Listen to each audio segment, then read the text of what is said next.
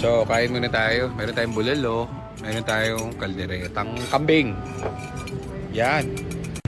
Sayang, oh. Nag-video kami kanina. Sobra. Napindot ko yata. Sayang, ganda pa naman yung video ko. So, dito pa rin tayo sa Cavite. Paano niyo yung vlogger? Vlogger ako eh. Ayusin niyo yung pagkain ng vlogger. Ito, baka malaglag yung suka. Ito, dito na lang. So, nakuha ko lang tong shades dun sa kotseng binili namin. Sinuot ko lang. Pang girl to pero alam nyo, hindi ako girl. So, itong perks kapag kami ay lumalabas-labas at bibiling kotse, makakain kami kung saan-saan. Lupalot. Sayang. Hindi ko na-videoan yung ano. Export na wala. May tinignan kami bago. May isa pa kasi kami pupuntahan dito sa Cavite rin, ano? Pesta na isa pa. Pesta ba yan? EcoSport. EcoSport din pala. Kumain muna kami, hindi pa kami kumakain since morning. Yung kaninang pinunta namin EcoSport, legit yon sa kanila, kaso lang daming issue. So, hindi namin kayo ako. Next time na lang.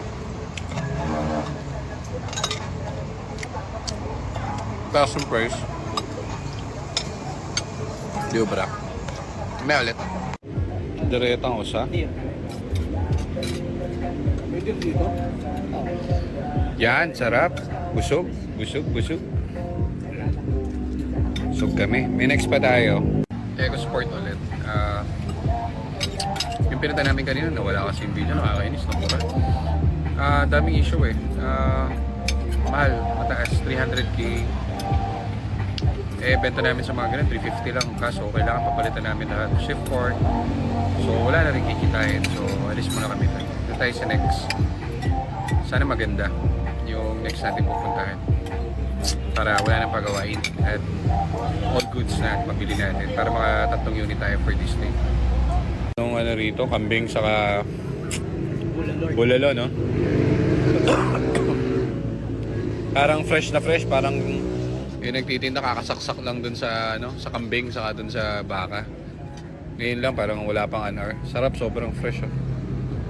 So kalimutan ko kung ano saan to eh. Sa Cavite rin to pero alam niyo to dito sa Kubo-Kubo.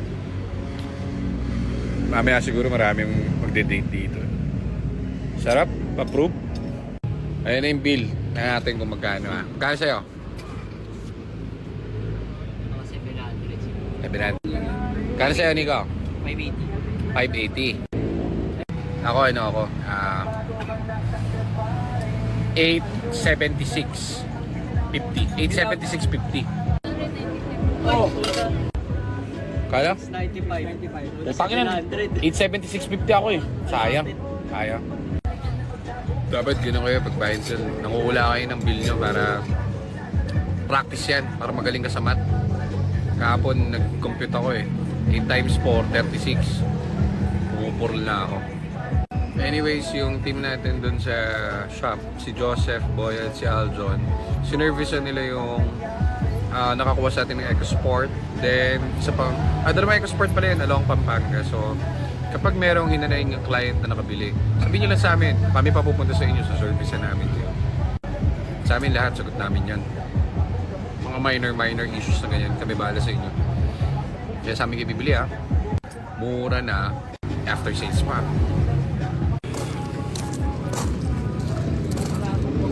So, punta na tayo dun sa next nating destination. Pangatlong kotse.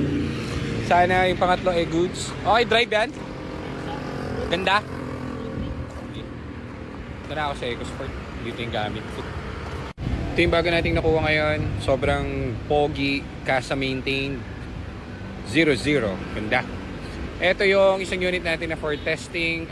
Mukhang okay na to dahil dami na nitong napuntahan. Ito yung pupunta kami dapat dun sa Hala-Hala, Bulacan. Kaso lang di namin nilaban dahil medyo above siya ng certain temperature dun sa kanyang boiling point sa radiator. Okay? Ngayon is all good kasi napalitan na natin ang buo yan. Radiator and thermostat. Yan. So doon na tayo sa next target natin. Tara!